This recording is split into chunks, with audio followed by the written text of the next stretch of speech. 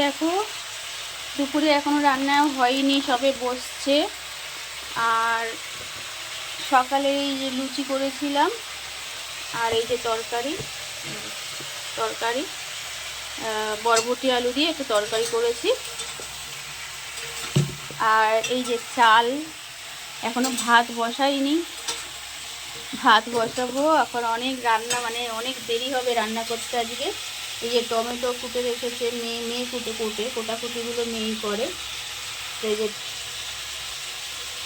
Tomato চাটনি হবে, আর এখানটায় পটল আলুর তরকারি, এটাও মেয়ে করবে। আজকে বলেছে মা আমিই করবো, আর এটা অন্য রকমের করবে ও। ভালো করে ও খুব। তুই কী দিয়ে করবি? কী দিয়ে করবি এটা?